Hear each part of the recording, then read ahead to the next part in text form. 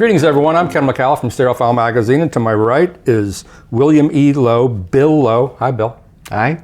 Hi, Ken. Great. Bill rules over an empire of thousands of dealers in over 70 countries. His company produces digital cables, interconnect, speaker cables, power cords, power conditioners, and the famous Dragonfly DAC. And while that's sort of a macro view of your business, I've watched many interviews with you, and I like the way you speak to really seriously micro issues and micro views of how we hear and the way audiophiles think. And in keeping with that, you have used a term called referring to audio components as emotional transportation. What does that mean? Elaborate on that. I like that. It's the politically correct version of injection system, because music is the world's most popular recreational drug. So my business, my part of the business, is connecting emotionally provocative software to emotionally vulnerable recipient. I like that. So that's the transportation part. You're not going to give me any more than that? Come on, man. I need more than that. Come on. My intro's longer than your answer. Well, and here's your answer. It was a remarkably clean setup. You did describe micro detail of other, and so yes, in my mind, no detail is too small. So you provoked me to tell a story. Yes, you're a great storyteller.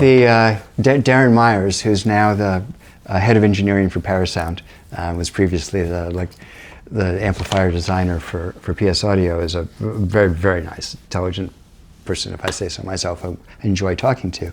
And was visiting him a couple of years ago at his home, and thought we'd talk for about 2 hours, but it was about 8. Snow left out into the snowy night. While we were talking, Darren at one point sat back and giggled and then explained that in engineering school he had been taught that the first most important thing is narrow down the variables to the one that matters. And what we had been doing for most of those 8 hours that evening was playing around with what are the little incremental variables all around the perimeter of what we do, which is where the magic happens and where the progress comes from. Audio is dependent on solid engineering. I have nothing against paying respect to and dependency on solid engineering. And that yields what I might call a competent product, which is both a compliment and an insult, because competent is not enough in the audio business. The people who make the best products are then also scientists honoring empirical evidence. I made a comment earlier about Charlie Hansen of Air and myself talking about directionality. I enjoyed all the years that I did not understand the mechanism behind directionality, because it made a perfect example of the necessity to honor empirical evidence, even if engineering is not yet caught up with understanding. You start with science. Eventually, science is a world of the investigation in which, to be humble about it, scientists would say there are no facts, only theories that haven't been proven wrong yet, or hypotheses. When you get close to them being a fact, that becomes engineering, and it's applied by engineers to create the world around us, and it's a marvel. But in our audio world, which is really a small, not very high-tech world where the tail wagged by much bigger dogs, it is the ability to be a scientist honoring empirical evidence, such as directionality in cable, and even when you don't understand it, acknowledging that, hey, why would I ignore something when I have control over which way sounds better? To me, that's black and white obvious, and I've enjoyed being invited out to Stenning, which is B&W's research facilities, where I was invited to be a provocateur. And therefore I purposely brought up the point of something I don't understand. And there would be engineers who would say, did say, I would never listen for such a thing because it's impossible. And those people were refusing to pay attention to what I said, which is that I know it's not the signal that's directional. And then that type of a person says, but the signal can't be directional. You're going, listen to what I said, whether it's on an AV forum or something. This is the kind of interaction if people don't want to be open to what they haven't learned. And then especially for loudspeakers, I think there's engineering, there's science, and there is, in a sense, art, which we might call the human connection, honoring that we are emotional animals and we are purposely wanting to be emotional. It's the reason we listen to music. And it moves even past, you can be semi-scientific about trying to have good methodology and incorporate the artistic aspect in a rigorous way, but it's not completely controllable. Mm-hmm. So what Darren and I were talking about were those little things around the edge, which is what has made him a superior designer and has gotten me as far as I've gotten. And he was laughing that in engineering school he'd been taught to do the opposite. Instead of look for more little things, go to the core, find the one that's important, and manage that. So if you were just saying manage that first, well, okay, you might say that, but that's where somebody might decide that a first order speaker or a fourth order speaker or single-ended or balanced or some of the other fulcrums that are, you can't go both ways at once in audio, but I kind of like the speaker one. And somebody might decide, well, for impulse response, it has to be a first order 60dB network. And another designer, even before they start, might say, but the overlap of the driver with only the 6 dB per octave, they're overlapping over so much, the drivers have to be much more expensive and much higher quality because they're having to operate over a wider range, and that's counterproductive to the path as I see it. Mm-hmm. Now, if they played with all of those things and tried their best, then they now have an informed opinion relative to their capabilities to manage those compromises. The theoretical designer I'm envisioning who decides beforehand that one of those variables is most important without having listened, that's hubristic. That's a misapplication of limited knowledge, pretending that it's greater than what they actually have. And I'm deeply respectful of using two of my favorite examples and speakers I own and love. Richard Vandersteen has spent his life preaching the advantages of the impulse responsive first order, and he's dead right, and his speakers prove it in a way. Andy's and many other people's is more common to be fourth order, and there are provable advantages to that. And as Garth Powell, my genius designer, especially for the power products and important contributor for the cable, I absolutely love. For someone who is an engineer, although he'd like to say that he's a musician, but in part-time he's an engineer, because that's what he does, is he's a jazz drummer. Oh, is that right? Oh yeah, he's got a lot of recordings out. As is Alan Morrison and myself. In fact, I think it's Stereophile's one of the recent reviews that gave him 5 stars for music and recording quality.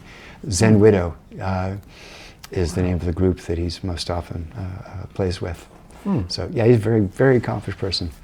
But he, despite being a version of an engineer, wider than the average engineer in terms of perspective, that it's not which path you choose, it's how good you are at going down that path and managing the compromises. Audio is all about managing compromises.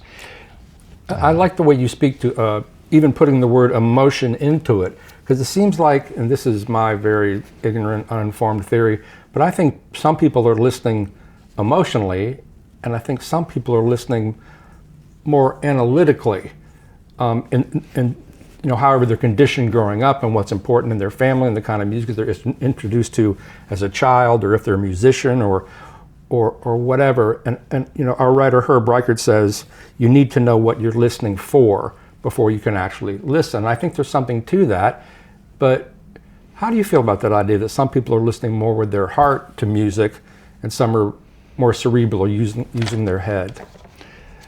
Well, what somebody might do in the privacy of their own home when they're only listening to music and it's not provocation for any evaluation, there is variation akin to what you're describing.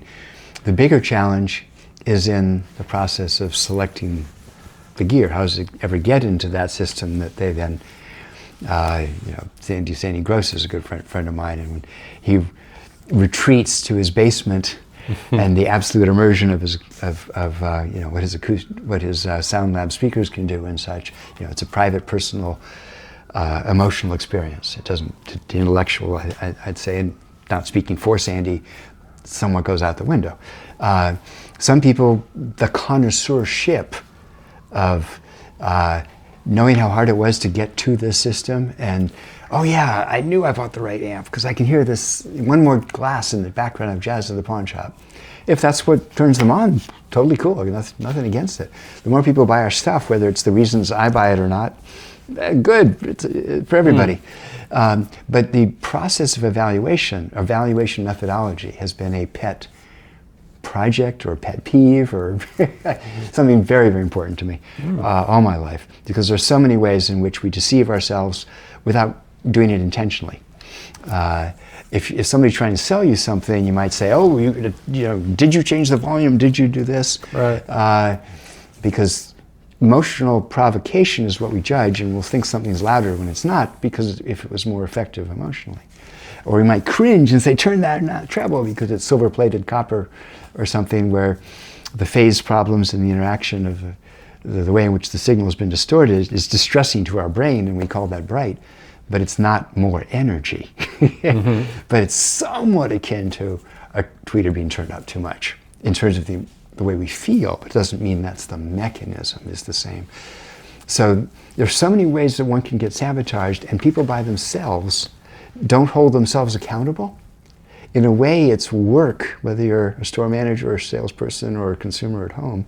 Evaluation is both fun, but it's also no fun to look at the glass that enables you to see the mountain in the distance. Because when you're looking at the glass, you're not seeing the mountain in the distance. And that's what we're all doing when we're evaluating equipment, is trying to build a bridge where we have awareness that someone like Herb or Steve Gutenberg, we mentioned other names today, are professionals. That awareness is both our biggest enemy as people who just want to hear music. It's like me as enjoying food. To some people, the greatest thing is their ability to parse out what the ingredients were that they might be able to make it themselves. I don't want to know. I don't want to hear the parts of the symphony. I want to hear the symphony. Right. So we permanently, in your job and in mine, have one foot in the camp of just take me, and the other one of needing to have as great an awareness, which is not about oral acuity. I mean, there is a degree of training of one's own brain, the nurture nature thing, but you don't have to have good hearing. Certain things might happen at high frequencies that people are not as sensitive to if they no longer hear above 15,000 or 10,000 or something. But we're predominantly phase-sensitive instruments, much more than we're amplitude-sensitive instruments. So just because you can hear even a fraction of a dB difference in a controlled circumstance does not mean that scale of difference in tonality or amplitude response is really relevant. And many of the times those tiny differences, it's actually the phase difference and not the amplitude difference. When my Rockport Live speakers were being fine-tuned, because Andy Payer listens to every single speaker, every single Rockport is individually listened to and fine-tuned. Even though those drivers are amongst the best made, there's still some degree of imperfection and variability. So every single speaker is fine-tuned. And I sat with Andy when he fine-tuned my Lyra speakers. And the next day he called me and said, I had to go back one more time, and I thought I'd tell you that I made one little 1/10 of a dB adjustment in the upper mid-range, and Roseanne Cash is very happy. That's the way he put it, because I like her voice very much, and right. It's amazing, pure natural voice. I've heard her here at the Rubin Museum playing live acoustic without any amplification. Whew, that's better. That's so much better than anything we can do through a hi-fi. But Garth then pointed out, when I mentioned that to him, that, well, it wasn't the 1/10 of a dB that Andy was hearing. That's the handle that we used that correlated to what was really a very small difference in phase and timing. Wow. But that's not natural human language. Natural human language is more or less not differences in phase and timing. So if somebody might have lost their top 10 octaves, or no, not 10 would be wrong, but their top 2 octaves or 3 octaves, what they hear. But if you play a 1,000 cycle sine wave and you separate those 2 sine waves, you move one of them by the equivalent in terms of distance to time, which is phase, of a 100,000 cycle sine wave, that's easily detectable. So you can't hear 100,000, no matter how good your hearing is. But you can move a 1,000 cycle sine wave by the equivalent of that small a period of time, and it's instantly obvious. So we're very phase sensitive instruments, and we perceive and talk in relative to amplitude, but what contributes to that irritation or satisfaction or ability to be more immersed in music. If I have to pick a favorite, what goes right and wrong, it's much more often in phase, in cables and amplifiers and speakers.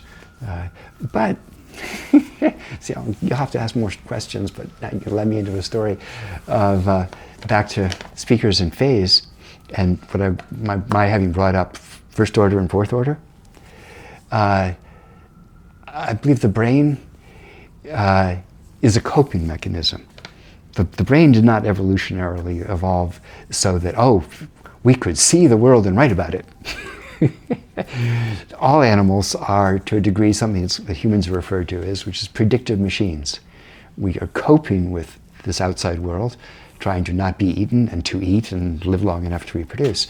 And so all the pressure has to do with the appropriateness of our senses and how our nervous system computes that data into whatever degree of consciousness the animal has, so I can do something about it. And it's never accurate.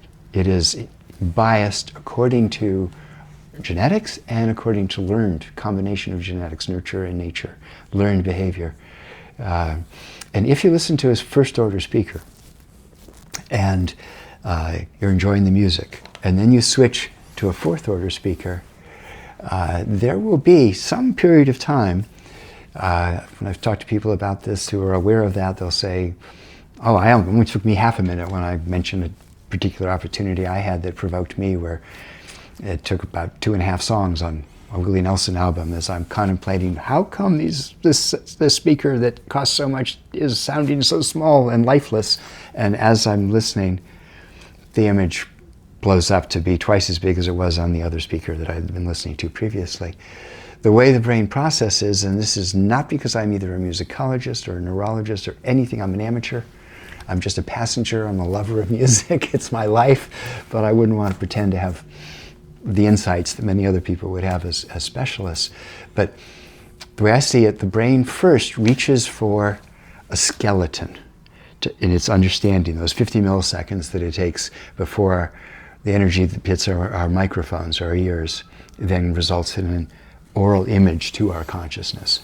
And what happens during those 50 milliseconds is a prioritizing of part of that data, what's most recognizable, what might this mean? It's always a degree of predictive, and then pulling from memory and imagination to flesh it out into what we think is the world we live in. And so with first order speaker, the impulse response becomes, the analogy I make is the black lines in a children's coloring book. If you have the pig on the farm and the pony on the carousel, the unicorn, whatever it is that's in the children's coloring book, the black lines told you all that before any child filled it in. And no matter how badly they fill it in, you still definitively know what it was because of just those few outlines. And I believe the brain does that first. And when impulse response is available, as it is in Richard Speaker or Dyne Audio or Teal or a first order, then it reaches for that because that's an important priority, and then fleshes that out with more data, and which is biased, the way a studio monitor is biased, because it exaggerates, our own processing is exaggerating what might prepare us for flight or fight. Right. Get those F's there. Oh. Now, and therefore going to a fourth order speaker, at first will be like, I lost my skeleton. I'm just left with the colors badly filled in.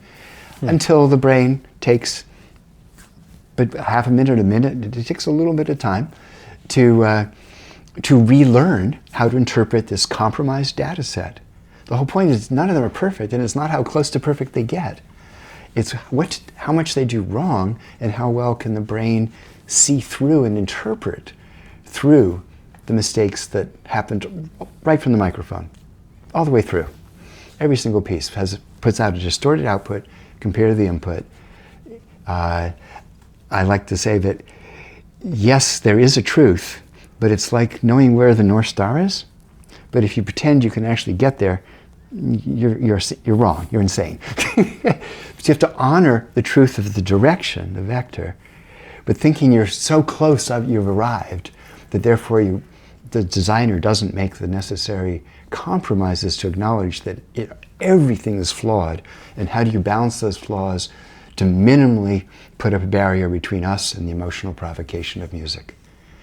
And if it's a fourth order speaker, your first impression on hearing the first order is not going to be fully appreciative because the brain didn't build its skeleton based on the impulse response, and maybe that first order speaker does have more driver noise because the drivers are sharing, overlapping more, and there's more phase interaction between those. And it's not right or wrong, but the good designers have worked through engineering, empiricism, and a touch of artistry to manage it into something that is not dead accurate, because that's impossible, but whose flaws cause the least damage to why we care.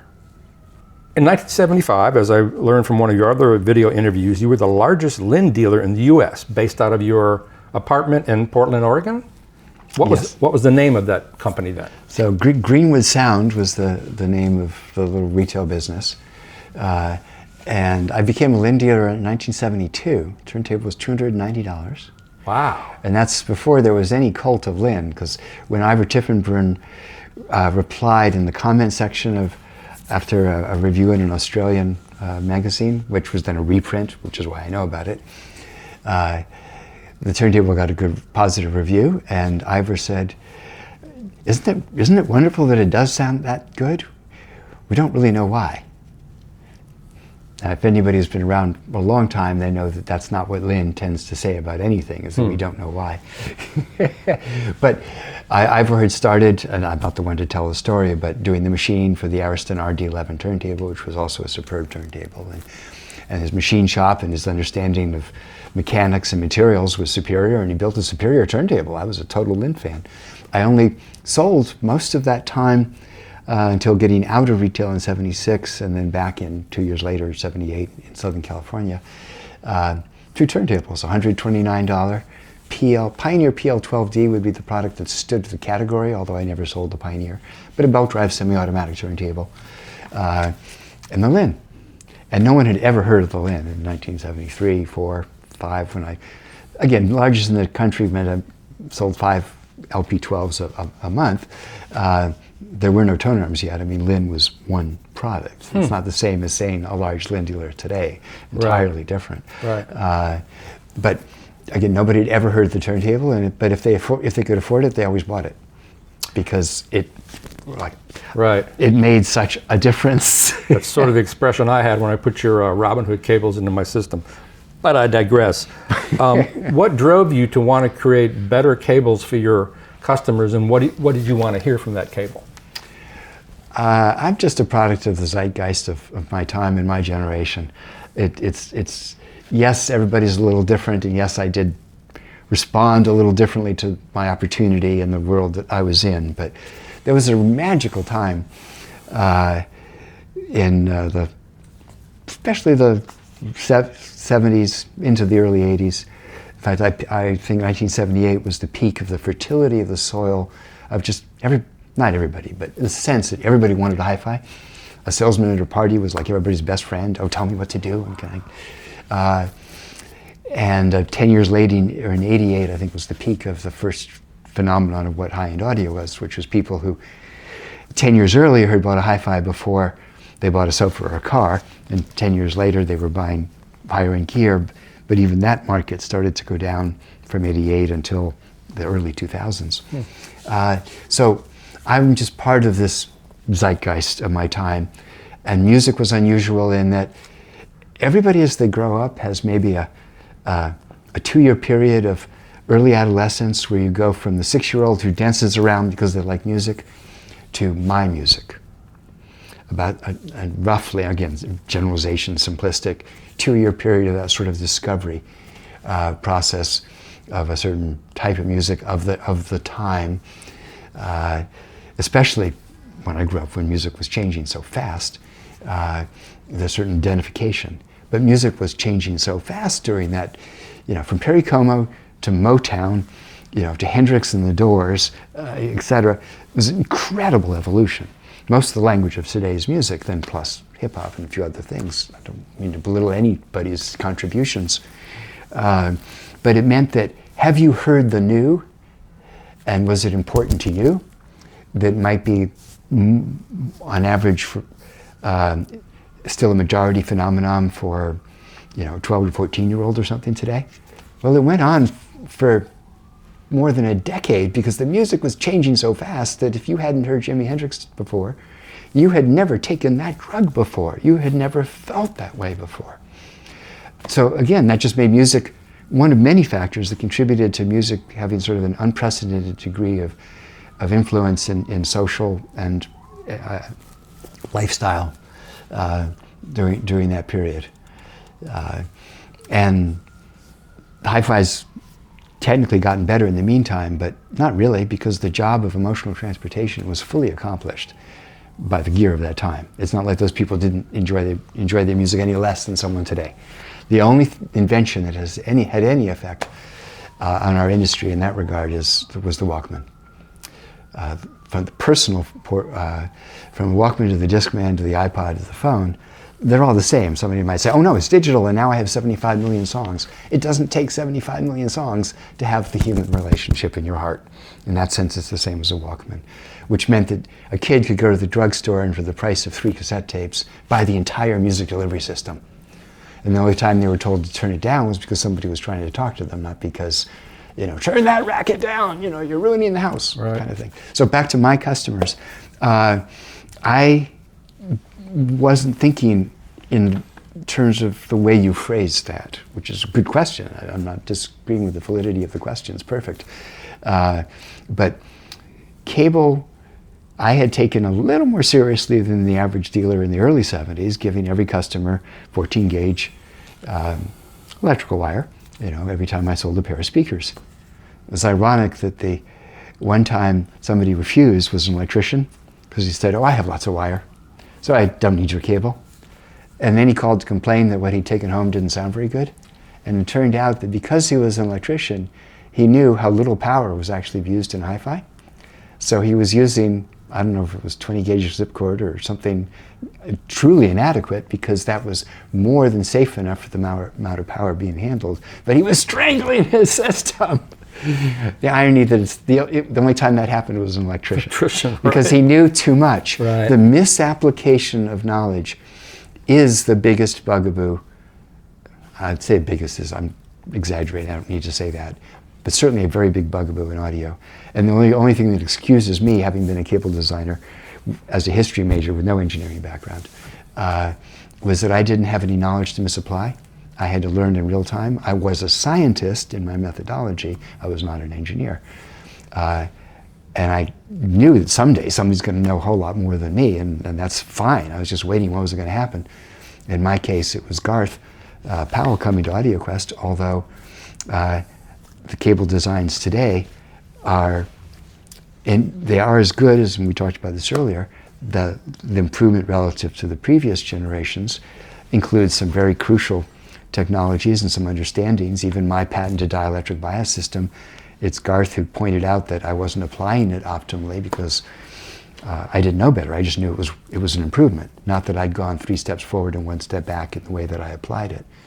So now I've got my feeling my way around in the dark plus Garth's insights, and yeah, gets even higher. So back to cable. 1976, Chicago CES, Bismarck Hotel, which was the outlier, where most of the outliers were who weren't part of CES. Polk introduced Cobra cable, which was a Japanese imported cable they imported from Japan, that was a braided Litz cable. And people, because of that, forever don't understand what Litz is. And it was a 9 ohm characteristic impedance, 454 picofarads per foot. So very low inductance, very high capacitance. Most of the high percentage of the amplifiers of the day couldn't stand that low an inductance relationship to the loudspeaker and the reactivity of the load. or just simply the capacitance. A combination of variables caused a lot of amps to overheat or blow up. Wow. And Polk sold a little termination kit that would cure that problem. But that was a kind of wake-up call to the industry, which was already, I think, Fulton Brown and Fulton Gold were a period about the same time. What is that, Fulton Brown, Fulton Gold? Bob Fulton, FMI, Fulton Musical Instruments, was a significant early member of well, not early, because I would go back to the 30s or something, but specialty community as I knew it. The FMI 80 was a little $80 a piece. Well, $80 was a lot of money back then. Two-way speaker with two 2¼ inch tweeters and a woofer that was cost a lot less than an Advent, didn't have quite the oomph of an Advent, and had a degree of openness that might as well have been electrostatic compared to an Advent.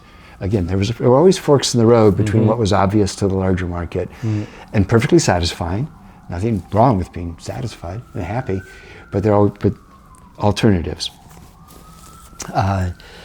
And he brought out a speaker cable called Fulton Brown that was basically, I'm not sure what the gauge was, might have been about a 14 gauge speaker cable, and it was in a brown PVC jacket and sounded better than what people were using.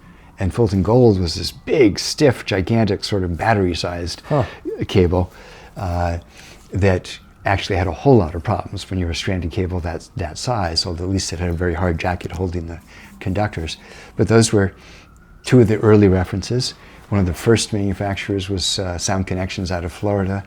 Not very innovative, but in their time, if you're first, you're first for taking the product to the market.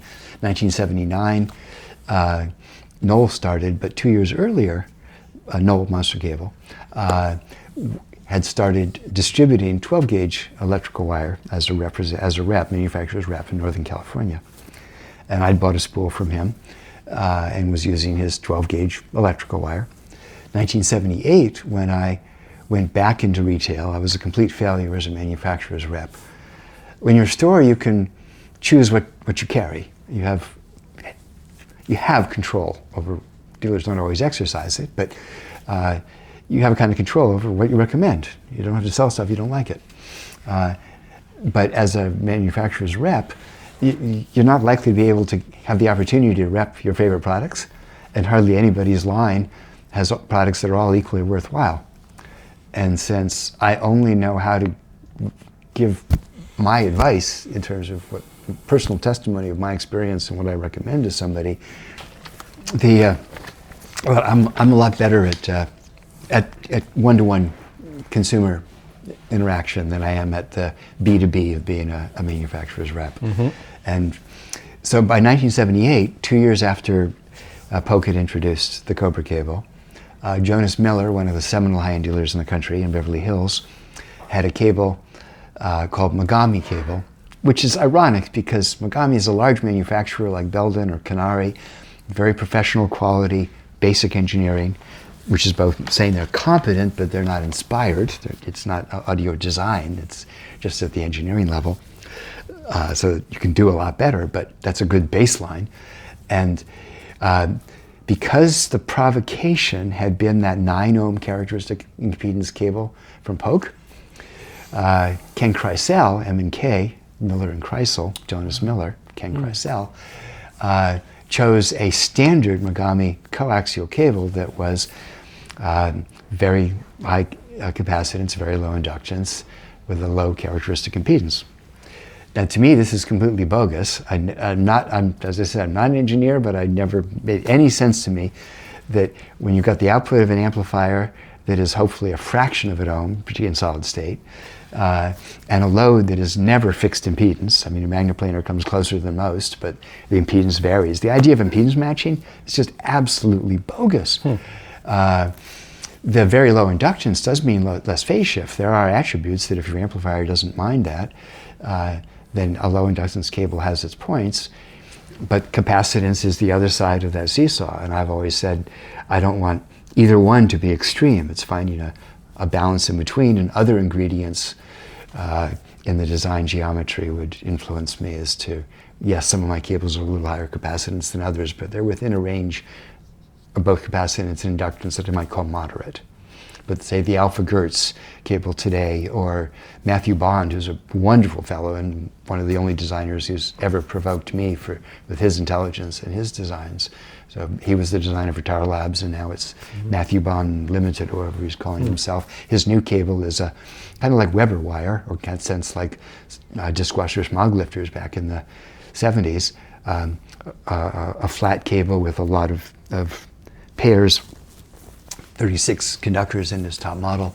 Very high capacitance, very low inductance. Today's amplifiers generally don't have a problem with it. And everybody's idea is viable within context. Which are more universal and which actually is the best? You described earlier today, listening to something, and you didn't put it this way, but you might kind of wonder, well, how could the company that made this thing and thinks they're making the best be so wrong?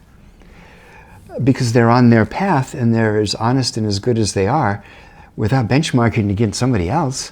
You don't know whether they're in kindergarten or they're a graduate student.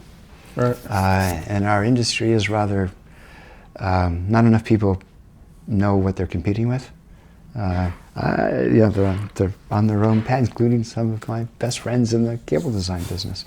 Why would I listen to that? Was the direct quote of of one of them. So I was simply part of the zeitgeist in 1978 that I wanted a cable for my store. But I didn't design that first cable. I was lucky I fell into it. Another small appointment-only dealer down in Anaheim, so an hour south of me in Southern California, Middleton, White, and Kemp, 3 people, had a very nice, high-quality store. They were using gigantic aught-something gauge welding wire for their speaker wire. Dave Gore, the designer of the Quattro gain cell amplifier, DG250 Quattro gain cell amplifier, all before your time, you young kid. I don't know about that, but Dave had read a review by Martin Collins, or an article by Martin Collins in Hi-Fi News and Record Review about finely stranded Litz cable.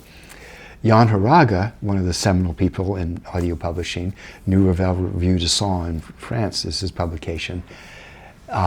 In real life, he's more of an engineer than I had realized, but he was important, certainly early on, in taking cable seriously. He wrote about cable. That inspired Martin Collins to do some investigating and to then write in 1978 about better sounding cable seems to be finely stranded Litz. And Litz, in German, Litz means strand. In English, Litz is an arrangement of usually magnet wire, enamel-coated, polyurethane-coated strands arranged in a geometry such that over a sufficient length, every strand has occupied every possible part of the bundle.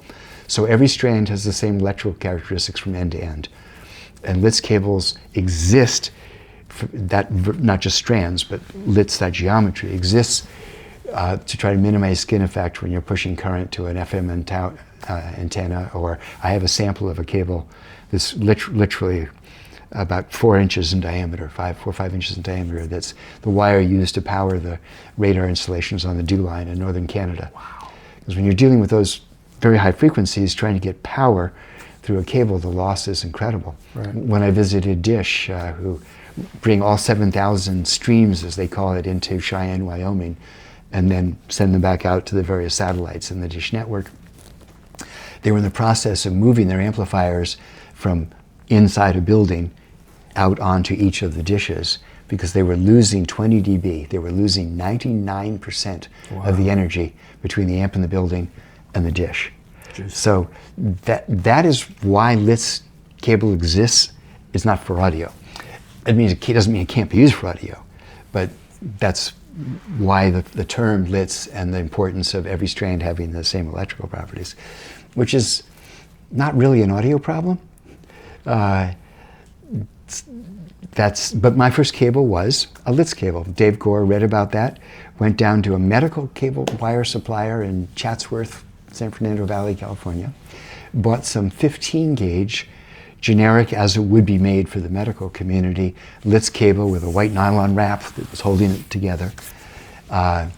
He and Middleton, White, and Kemp attached two conductors to a doorknob and a drill, made a twisted pair, and that 15 gauge cable was amazingly better than the giant welding cable that they had been using. Did you have... And they shared that experience with me and invited me to share with them in order for a custom-made cable based on that experience. What did that set of cables cost back then, if you remember? I don't know what they sold the welding cable for. Once we did make our what I call original recipe, this 12 gauge conductor twisted pair with the white ugly jacket with 435 strands per conductor. You got to start somewhere. It was a good cable. Right. It just wasn't as good as what I make today, but it's never been like, oh, I went the wrong way. It's just been a continual evolution. Set of speaker cables was still probably less than $100 in those days. Right. And were they spades or bananas, or was it just bare wire at the end back then? More often than not, it was when it is Litz with the magnet wire, you either used to have to use acid to take off the polyurethanes. Solder ease is sort of the trade name for that insulation, or solder pot, which is dipping it in several 100-degree bath of hot solder, bar solder, which is what I did. So it's a tinned end, and I would take 14 gauge solid conductor and twist it into the group of strands before dipping it all in the solder pot together. And then that inch of 14 gauge pin that was sticking out, which was copper, not brass, not a stamped part, was itself a good conductor and could be put through the hole in a binding post or wrapped around a binding post or cut a little shorter and put it into a push to connect. I'm not doing that exact technique today, but that was a high quality connection. And I guess you were so successful with those in your store that you founded AudioQuest in 1980. You must have done bang-up numbers with that first cable. Well, that's all relative. In late '78, Randy Cooley, who has a store in Santa Monica today called Optimal Enchantment, he had met me a little bit earlier and had gone into having his own appointment-only store in Santa Monica. And one evening he called me, I remember this conversation, and he said, "Do you mind if I sell your cable in my business?" And I said, "No, that'd be great." So he was my first dealer. And he said, "Do you mind if I call it Livewire?" And I said, "No, that's fantastic. Do you mind Live or live? Live wire. Live. And I said, then I said, "Do you mind if I call it Livewire?" And he said, "No, of course." And so it was Livewire cable that I was selling before I created AudioQuest. Oh. It was at a symphony of the LA Philharmonic, of Beethoven's Fifth, that when I listen to music, I don't actually listen to music. It's more like a river I float on, in a sense. So it's my best daydreaming is done while listening to a symphony or something. And I'm making notes, and I used to wear a watch that was a calculator. I could really get into it with my notepad, and always wore shirts with a pocket. And I thought I already by that time had several dealers, Randy and a few others, because I was this failed rep, but I had these connections to people who were more nearly my kind of dealer. And it was just, in a sense, opportunistic, not as a pejorative, but just opportunity. That yes, I had a few dealers, and February of 1980, at a symphony, thought, gee, I should make cable for the purpose of selling to other dealers rather than it just being coincidence. And thought up the name AudioQuest. I didn't want the company to be Livewire because this is a funny story to me, still is funny. I thought, well, who knows, I might sell other stuff someday. If I had a phono cartridge, wouldn't it be silly to call it Livewire? So I called the company AudioQuest, and at the time there was no SoundQuest or DataQuest or VisionQuest or whatever. That was really the first composite Quest name. I'm not saying anybody copied me, things just bubbled up in the zeitgeist and Quest became a popular word to use. Ironically, I did go into the cartridge business a few years later, and by that time Monster was in the cartridge business also, and it was a Monster cable cartridge, and who cared that it said cable? I was too literal. Right. And eventually it became confusing. Half the stereophile writers were using AudioQuest cable, and the other half were using Livewire cable, even though it was the same cable. Oh, wow. And realized that's confusing. I just got to pick which name is dominant. And by that time, half my business was phono cartridges. So it was obvious that AudioQuest was the dominant name. And when Live Entertainment asked if they could buy the Livewire name from me, I sold it to them. Wow. $3,000. Sounds like not so much money today, but at the time it was $3,000. So initially you were selling to dealers. You weren't thinking about just regular stereo home listeners. No, that's where I started. Cable was originally split between Milton Weinkemp and myself for our customers. But because I still was a rep for professional systems engineering and Rogers and Cost Electrostatic and a few other things, I had these connections in Southern California. Right. The result was that when I did start AudioQuest in 1980, by the end of 1980, I had 42 dealers in Southern California and 1 in Denver. Wow. Because on the way back from the last hi-fi show I did not exhibit at, last CES show I did not exhibit at, in Chicago, June of 1980, and I was on the way back from a cross-country drive to New York, because I still do cross-country drives every year. I love it. I had just cold called on a Saturday afternoon at Listen Up in Denver, because Walt Stinson was already a somewhat famous retailer, and I didn't know him. And Saturday afternoon, cold called, and Walt wrote me a check for $500 for 2 spools of wire out of the trunk of my car, and became the first AudioQuest dealer outside Southern California. Cool. And the following January '81 was my first CES at the Jockey Club, was where the specialty group was at CES by that time in 1981. By a month after that January '81 show, I had dealers in 35 states and about 12 countries. Wow. So there was a time when hi-fi was easier entry in a way, or dealers were looking for new lines. Hi-fi was cool. Today dealers are, don't bother me, if I don't sell it, I don't need it. Did you have the same AudioQuest logo back then? Yes, actually my store in Santa Monica had been originally called Executive Audio, and decided that was putting people off. It was too highfalutin. Changed it to Encore Audio, which was still EA, and my logo was in Bauhaus, the same font as AudioQuest today. Huh. So I took the Encore Audio letterhead and just changed the EA to an AQ. And that's the AudioQuest logo. That is so cool. All lowercase Bauhaus. Yeah, I love that font. It's a very flowing sort of font. So, I mean, that's almost overnight success. How did you rev up production and testing of those early AudioQuest cables? Well, considering that I was the labor force, yeah, right. That meant that a third of my day was on the phone, and a third of my day was soldering and cables, and a third of the day was shipping. And not quite a third, but everything, of course. But it's not as though I eventually did need help. Joe Harley, who's now the tone poet for Blue Note, and who was with me for 30 plus years. That long? Wow. So Joe was a paralegal and an audiophile and a customer of mine, and somehow the conversation led to him being interested in doing something for me. The pay wasn't that great, but what motivated him was that he could buy hi-fi gear through me at wholesale.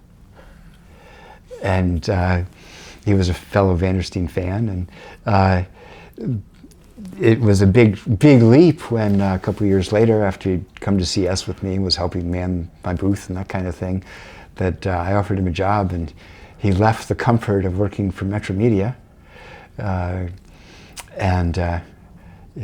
escaped into the business of hi-fi for the rest of his life. And I'm proud to say we started the AudioQuest music label together, and he's built a career in music from there where he's just a total natural and wonderful at it. Yeah, he produces a great product. I'm curious, back then when you had Vandersteen speakers, what was in the rest of your system back then? Well, for quite a few years, the bass line, again, things come and go, but the bass line were Vandersteen 2Cs, the Audible Illusions, Uncle Art as he called himself, Art Ferris, Audible Illusions preamp. It was an even much more modest thing than it is today. And Joe and I each used 2 of them. They were stereo, but one way of having twice the power supply and better isolation, and they cost so little, was to have 2 of them.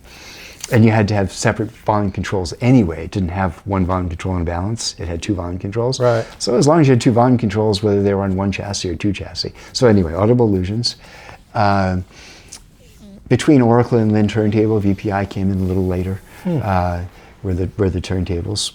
I had been Fidelity Research cartridge, Grace for the magnetics, but in my system would have been the Fidelity Research, probably still during most of those years. And PSC Electronics. Dean Kleinfelter, who's the engineer working with Vandersteen on the Vandersteen amplifiers and the Vandersteen preamp that he showed just now in Exponent for the first time. Dean Kleinfelter is the silent designer in that equation with Richard. And Richard's driving the projects and funding it and has his own strong ideas that create the envelope of what Dean then helped him to realize. But his company was called Professional Systems Engineering, and I had discovered him in 1973 at a CES. And good friends with him and repped his product and used them. Mono amplifiers and a stereo amp and preamplifier of that time. What was the cartridge? Well, as a Fidelity Research, as probably when I transitioned, I remember mostly like those 1975 when I sold all those Linns. Pretty much everyone had a Grace 940 damped unit pivot arm, not the more popular 707, which would have been wrong for that kind of cartridge, with the Fidelity Research.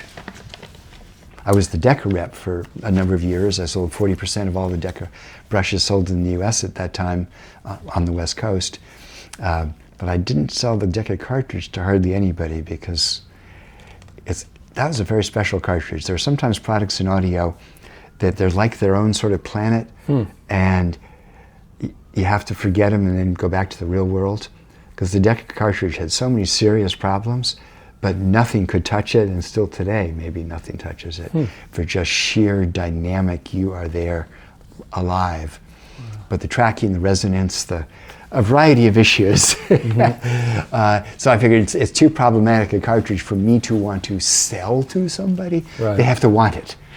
And I don't want to be the one who pisses off some dealer because I persuaded them they should sell this cartridge, and then too many unhappy people. Like what happened a bit for Gail Sanders with the CLS, an absolutely fantastic cable absolutely fantastic speaker that Gail pretty much built Martin Logan on top of, but it was not for everybody. But because you could see through it and it was so cool, it got sold to a lot of people who shouldn't have had it.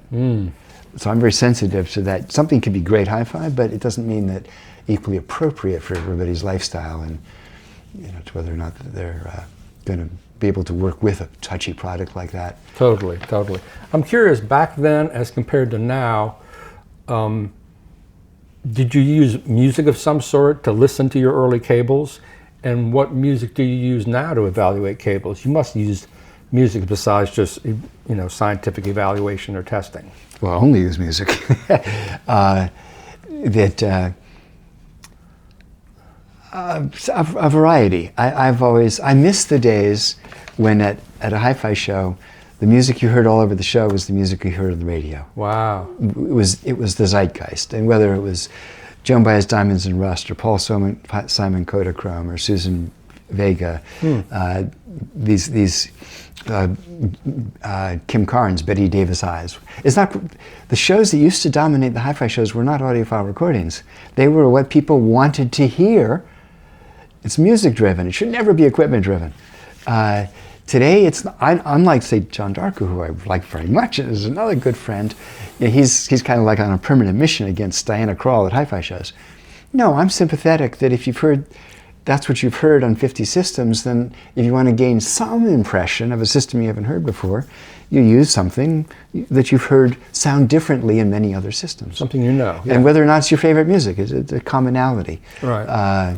And I get closer to that than I've ever been before with recent Melody Gardot album I like, and I play Moon River, and otherwise Exponent, the only song that I asked for in the rooms where I asked to hear something was Coulter Wall, I suppose you might roughly call him country, out of Alberta.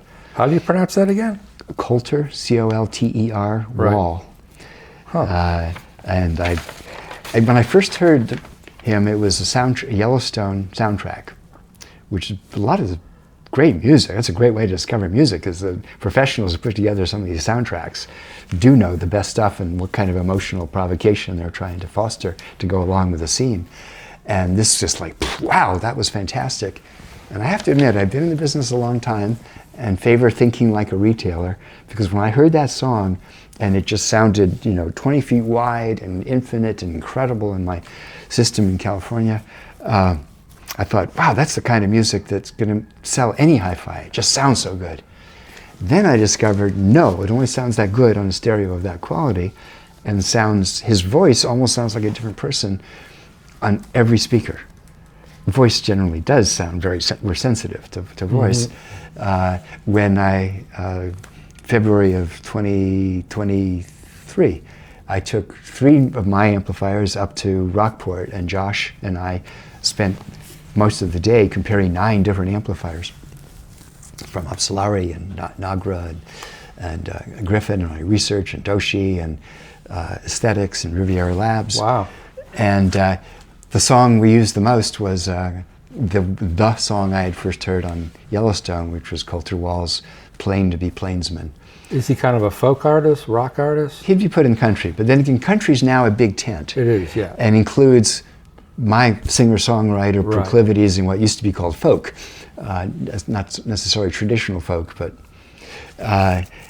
so now I still wouldn't say I'm a country fan, but the crossover is a whole lot more than it used to be, because that's become such a big tent.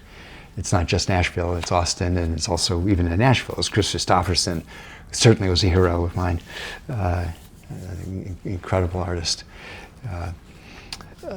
But could be Gordon Lightfoot, who doesn't do me and Bobby McGee nearly as well as many other people. But each has their own advantages. But point about listening, so an audiophile recording might have been AudioQuest Music, Mighty Sam McClain. But his voice and his relationship to the microphone is a tenuous one. It's always on the edge of overload and distortion. When I use Mighty Sam McClain, which I used to use more, it was because of how difficult it was to reproduce, not because it was an audiophile recording. And I'd say the same for Greg Brown's wife, wrote Let the Mystery Be, Iris DeMent. Oh, she's great. And I love that song, Yeah. but her voice is pretty idiosyncratic Very and not small. for everybody to begin Yeah. with, and quickly goes off into, I don't want to hear this. And to me, the biggest challenge in audio is is not exaggerating the distortion that easily pushes a lesser recording over the brink to, I'm not going to listen to it. When it's audiophile recording, you can listen to it on more hi-fi. But I don't want to be seduced by the music when the job is to be critical about the ingredients that might have somebody be getting tired and turning it off. To me, the most fundamental difference between good and bad hi-fi is how long before the inevitable onset of fatigue. It's inevitable. And I have the either burden or it's not a gift, it's more of a burden and a curse, that, and it's the price of being in the business. If I hear in the first minute something that's going to make me tired in an hour, then I'm tired right away. Right. I bring it into the present. In that sense, I wish I had less awareness. It could let the fatigue set in naturally instead of prematurely. So there are historically, there's no magical recording, but different things over time that I've used because they're right on that edge. The hardest thing to reproduce is distortion. And there is distortion in all recordings. And when the harmonics become the fundamental for new harmonics that weren't supposed to be there, when the distortion from the amplifier, from whatever's upstream that's in the recording, becomes the fundamental for new series of flaws provoked by that fundamental, All those things, all those progressions, they're not natural, they weren't there in real life. And there are a bunch of things that just don't happen in real life that happen in a hi-fi. So for 50 years, I've been decrying what I call the false god of resolution, which has nothing to do with digital files. I'm just saying that being able to hear my little joke about one more glass in the background of Jazz at the Pawn Shop, that's it for us old people who know what that is. But hearing, okay, there are 5 singers and not 4 in that backup. Well, that's great, but does that mean you're having a better time and your heart is more inspired by the music? No. That which keeps us from enjoying music longer and more often is the misinformation, or not even misinformation, but noise. It's what shouldn't be there. Less of what shouldn't be there is much more important than whether you can tell there are 4 or 5 singers.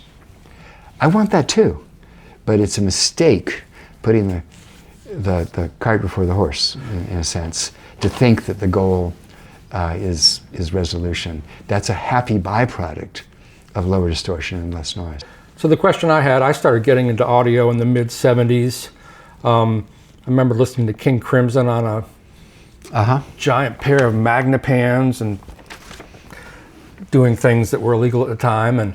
But a lot of the recordings from that period, and a lot of the popular recordings, came out of California, and it was a period in studio technology and rock or pop music where everything was damped. Drums were taped.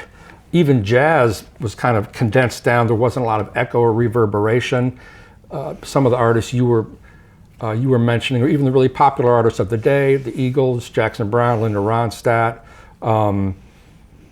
Graham Parsons, whatever, the music was very dampened in a way. And I'm curious, how did that affect the development of high-end audio back then and listening systems, as compared to what was happening in the studios and the way they recorded records? By damped, you mean dry versus wet, in terms of the way John Atkinson explains it when he's explaining his recordings? Like the opposite of a David Chesky record. You know, we're in a church and there's one mic. Well, yeah, studios are full of damping materials, and drum booths were relatively new to the world of recording back then. That, you know, things were more... well, it certainly wasn't much natural ambience, and recordings today are still dependent on reverb and effects.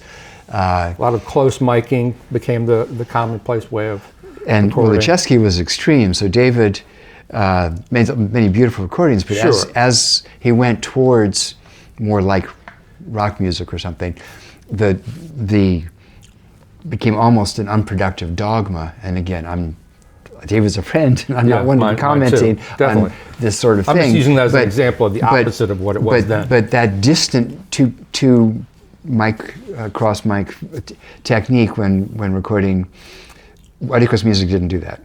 Our first recordings, so Kavi Alexander is a name you might remember. Sure.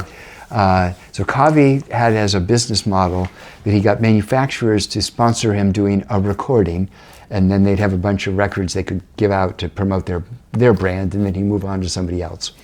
And he approached us, and I did a recording with him, and it was very fortuitous. What year was that? That would have been about 91, roughly. It was Strunz and Farah, who were not yet famous, popular, or costly. And the recording was with 2 mics, done in a church in Santa Barbara. It was very much the same kind of techniques that Chesky and others that were the purists, were pursuing. The tape machine was a modified tape machine by Tim DeParavicini, Tim had the only other machine that could play those tapes, so Tim did the mastering in the UK.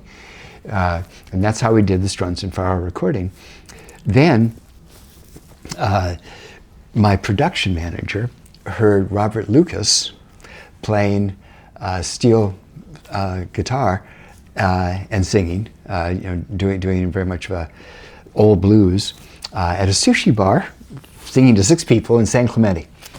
And he then grabbed Joe Harley and said, "I think you should hear this guy, he's really good." And our second recording we used Kavi Alexander, but this was the beginning of the AudioQuest music label. We went to church in Santa Barbara, and it was Robert Lucas as a solo musician with a 2 mic technique, and that worked great. And we used that same technique with Tuxedo Cowboy and Trio Gallantry, which was a classical that we recorded. But our third recording was, or maybe it was the fifth, was Luke and the Locomotives. And that we went into Ocean Way, which is the premium recording studio in Hollywood. And Joe had just the natural inclinations. His first recording he'd ever done in a studio, working with the engineer and his own sensitivity as an audiophile, but not audiophile dogma, but in terms of what is the result that would turn me on as an audiophile at home. And in fact, it was successful enough recording in a number of ways. John Atkinson, when he wrote about it, described enjoying the sound of electric instruments in real space, which wasn't true. It was a vocalist was in a booth, the bass guitar was plugged into the console, and a bunch of things that are not an acoustic recording. But there was a picture of the band in a room that kind of looked that way. It wasn't a deceptive picture, but it gave you could project the impression it was in a big room. Keith Johnson, who's certainly one of the finest recording engineers in our world ever, after that recording asked Joe Harley, how did you get that sound on the bass? Keith asking someone who had done his very first studio recording. Wow. And it was a combination of plugged directly into the console with a certain percentage of bleed of live acoustic, and that together created an effect that was much less damped, maybe would be the word you were just using, than was generally common when a rock band went into a studio. And Joe just had that in him from the beginning. It was like born with it. It's just a wonderful, magical phenomenon that Joe had that. And we did about 52 recordings, I think, jazz and blues. And if I hadn't recorded jazz, we could have avoided losing money. The blues recordings pretty much all paid for themselves. The hi-fi community never supported us all that well. They appreciated us, but it wasn't an economic model. The days of Sheffield having a hit, or Crystal Clear Records and Direct to Disco or whatever, were behind us. Tower Records was really what made the label viable. That's where the sales was almost single-handedly, and we had distribution, but it was Tower that was 90% of the sales. I lost $800,000, but then I sold the label for $250 at the end. I had just, my model had been, okay, I'm not going to make money in this business. If I can break even, then I get a bit of a halo effect for bringing good music to the world. Because it really was world-class artists. Joe on the blues and on the jazz side, the people who played, who backed Miles Davis and later on had their own careers, and as they didn't have a name yet themselves, were available for us. Or Mighty Sam McClain, who we met through Bruce Katz. That first Crescent Crawl album was fantastic, but that was sort of a bit of a Boston community, and that was the connection to Mighty Sam, who had been basically almost living on the street at that time. Wonderful, wonderful man. Doug McLeod, incredible person. We did a lot of recordings with Doug, but then after I no longer had the label, he went with Reference Recordings. Very good. I saw him a couple years ago at McCabe's in Santa Monica, and it was good fun to reconnect.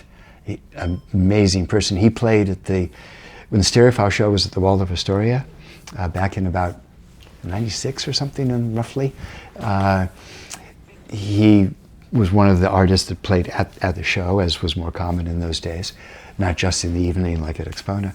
And it was like a 10 o'clock in the morning concert, which is like the wrong time of day. I don't want to listen to music. But he played, and at his whole set, I just had tears streaming down my face. And I couldn't understand. It was him, who I already knew and had heard live, much less his recordings previously. It was like, what was going on? And when I talked to him immediately after that concert, I learned that his father had died the night before.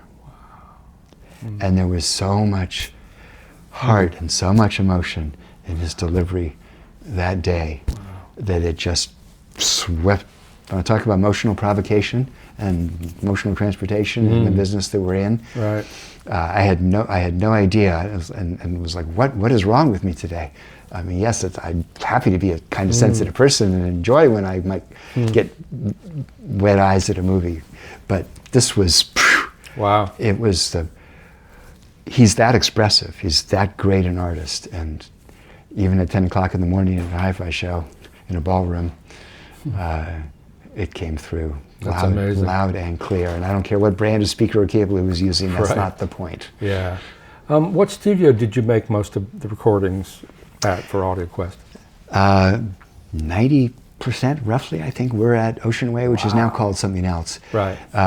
We made one at Maple Shade down outside Washington, D.C., which is I bring that up a lot because it's an audiophile sensibility studio, and the monitoring was done with Stax headphones, which are very high resolution, honest, high quality, near field. That's high resolution. But we lost half of our recording. It was meant to be a double album, because in the moment, what we needed was not honesty, we needed artificial over-illumination, exaggeration, which is the purpose of a studio monitor, which is why you never want one in your home, because they're not meant to be enjoyable. They're meant to force awareness while you can do something about it. And we didn't notice the breath of one of the brass instruments rustling the sheet music. And we lost half the recording, because once you've noticed that, the rustling of the paper, you can hear it on a telephone, you can hear it on anything. We didn't hear it, we didn't notice it. There's a difference between hear and notice and awareness. We didn't notice it, we weren't aware when we needed to be. And to me, that's the story I tell to explain the job of a studio monitor is not pleasure, the job of a home speaker is, and never the twain shall meet. Why do you think everyone used NS10s for so many years? Speaking of studio in recording monitors. studios. Yeah, that was because they are artificially illuminated. They're a lousy home speaker. Yeah, they're perfect for their job.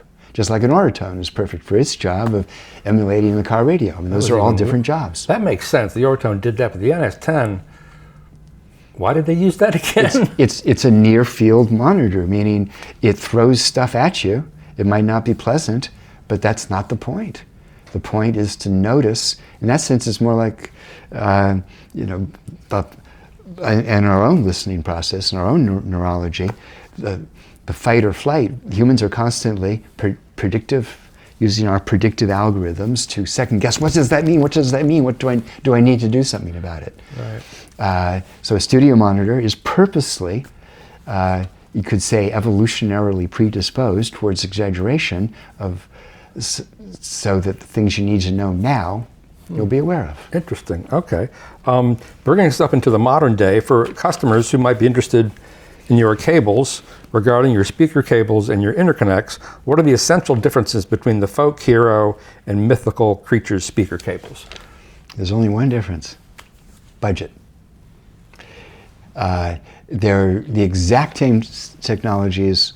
They were all designed at the same time, and the exact technologies. So all of the baseline that originally inspired Garth, plus adding what I would call zero tech, which is not zero because it's no characteristic impedance, which is that by isolating the positive and negative conductors in their own shielded environment, there's no interaction between them, and far less dielectric interaction, because dielectric absorption is in the field between two conductors, and if the conductors don't see each other, then it doesn't eliminate problems, but it significantly reduces them. And this was technology was first introduced with the power cables that shared some of those same names that came earlier. But the Thunder, Tornado, Hurricane, Firebird, and Dragon. But the baseline of the metals, the 4 different grades of metal I was using, the DBS system that I'd invented, the noise dissipation, as I call the system of shielding the shield, or otherwise reducing the amount of noise that got to the ground chassis, the chassis of a component. These were all things I had come up with that then Garth either optimized or tweaked or added to. So it was a perfect marriage, because he understood stuff I was never going to understand, and I had, by not knowing anything, felt my way around in the dark, so to speak, for years, discovering the importance of variables that weren't the ones being taught in engineering school about different applications like high frequency and getting power to a TV antenna. There's an overlap, but the differences are bigger than the similarities. And that's where we get the naysayer community of people who say, well, that's not true and that's bogus, or sloppy language like a particular store outside Boulder, Colorado, Longmont, has a lot of IBM research and whatnot. The stores are somewhat like, permanently shocked by, in fact, I was asked by 3 different salespersons during the same hour I was in this store in Flatiron, south of Boulder. What do I tell these engineers that come in and say there's no such thing as skin affected audio frequencies?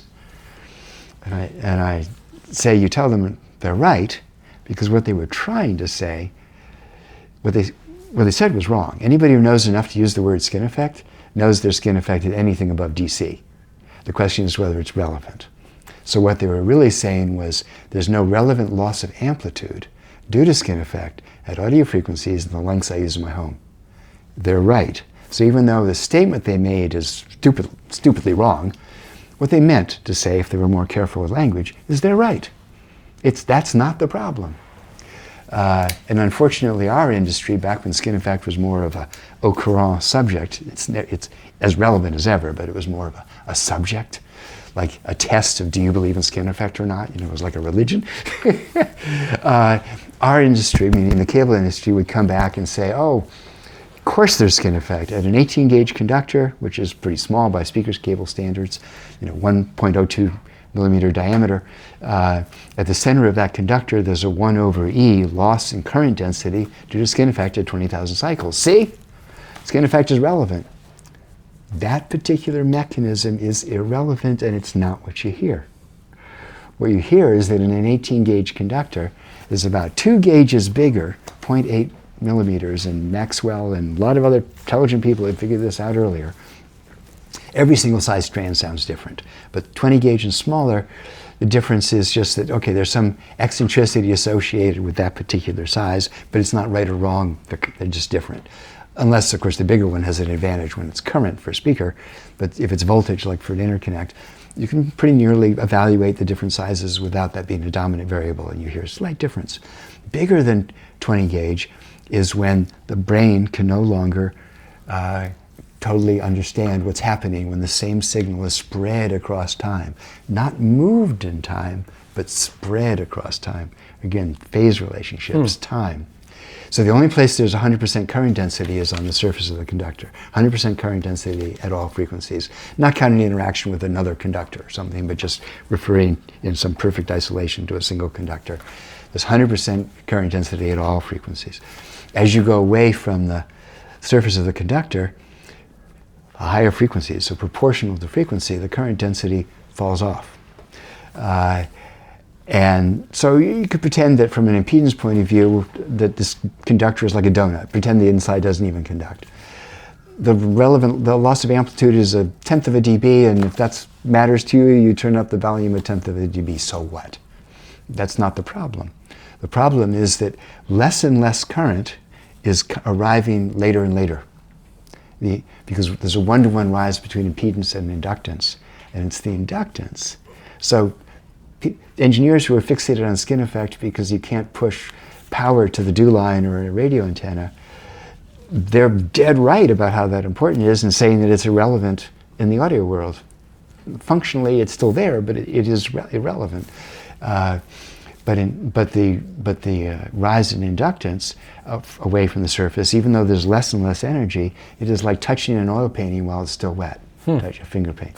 And if you don't remove any of the paint, but you've even just touched it a bit, you've taken the definition off the picture. And that's comparable to what happens to our DAC.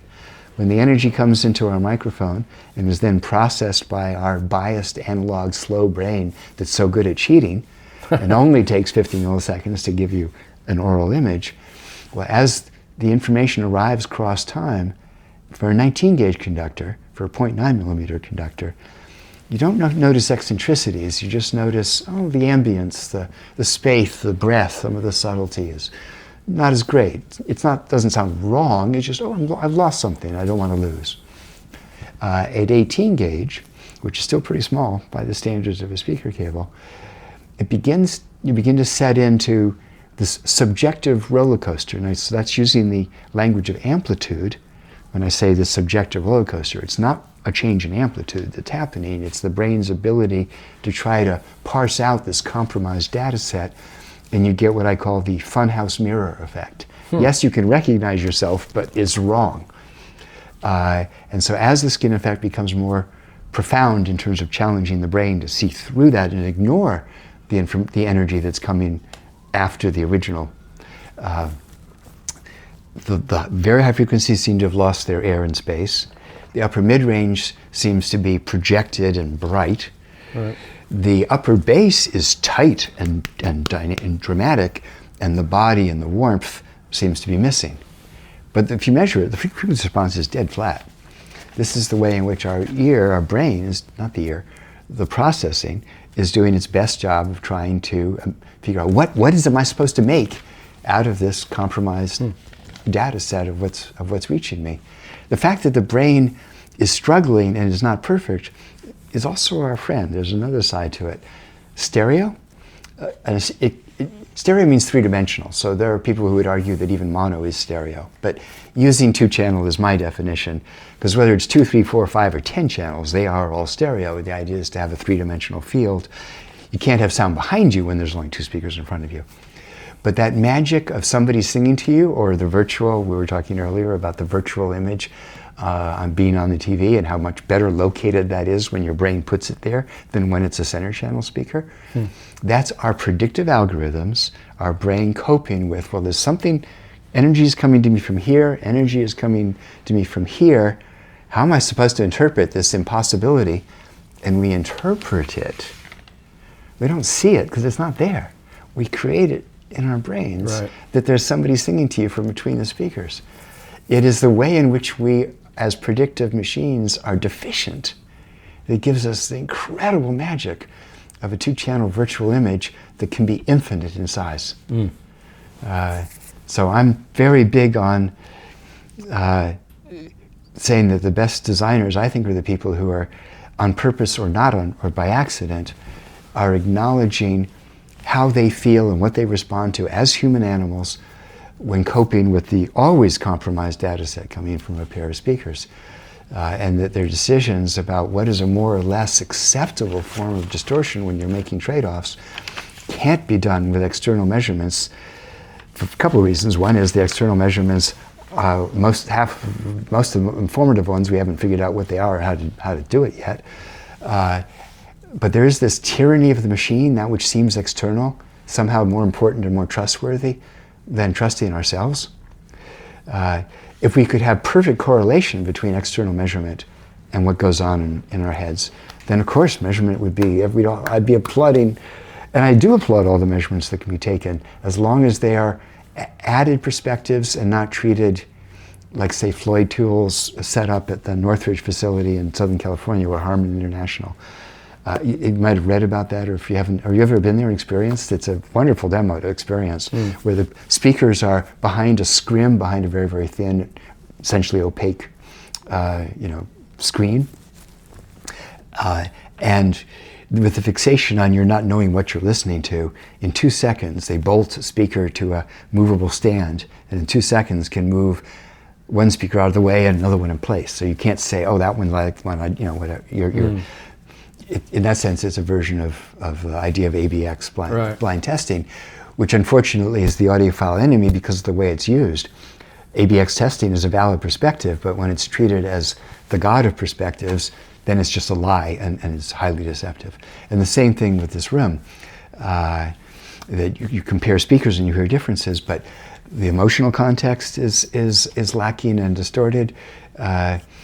What's learned is valuable, but when it's treated as a stand-in for a fully fleshed out version of evaluating a product, then it actually becomes deceptive. My favorite analogy for that is if you had a row of sunglasses out on a table and you were judging whether you want to buy them.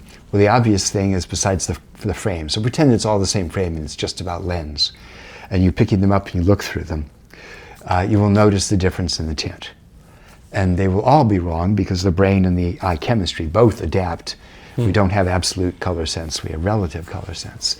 And you look at the vermilion, you look at the gray, whatever.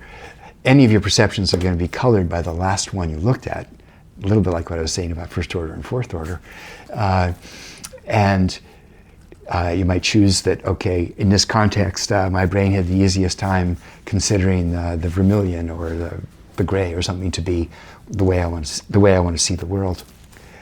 What would not be noticed is that if you just left them on for 15 minutes instead of doing the quick comparisons, some of the lenses were distorted and others weren't and gave you a headache.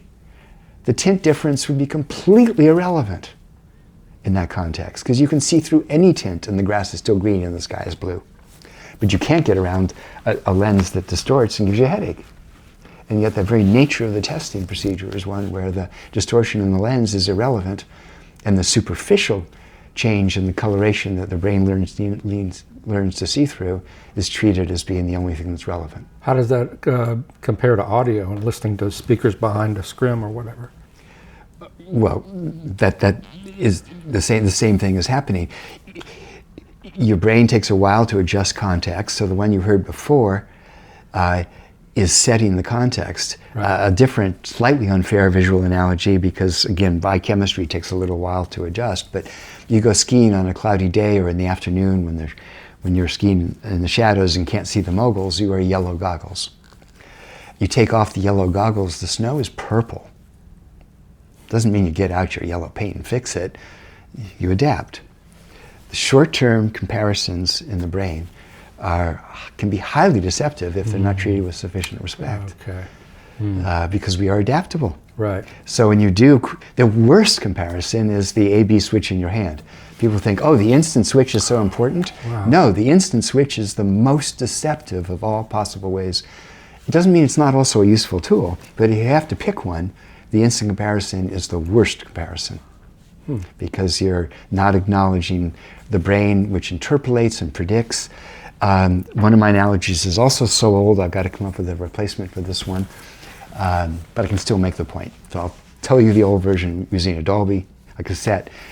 So originally cassettes were not pre-recorded. That became dominant and was bigger than the LP market before the CD came out. 52% or something of software was pre-recorded cassette. But prior to that, cassette was what you recorded off the radio yourself or made a friend copy for a friend. Maybe somebody gave you a cassette, you didn't know whether they were using Dolby or not. You put it in your car stereo, you're going down the road enjoying the music, but you're pressing that Dolby on, Dolby off button. Both on and off sound equally wrong, because each one makes the other one sound wrong. One way is going to sound impossibly bright because compared to the other one, it sounds impossibly dull. Now, one is impossibly dull if you're using Dolby when it was not recorded with it, and the other one is impossibly bright if you didn't use Dolby when it was recorded with it. But the act of comparing them is one where the brain, trying to cope with this conflict, believes they are both wrong and wears the neutral position in between them. Interpolation is one of the most fundamental forms of cognition. And not honoring that, treating either end in that as if it was a reference when itself was colored. And even when it's not colored, the truth ends up looking like a color, or a color is not recognized for being a color, depending on what it's being compared to. And these are really basic things, but not enough people in our industry are sufficiently respectful of the ways in which you can be fooled and even fool yourself. It's not just a question of a salesperson doing something to you, which they are not usually doing on purpose, or if they are, it's only because it worked last time and not because they're trying to deceive anybody. They're just trying to sell product.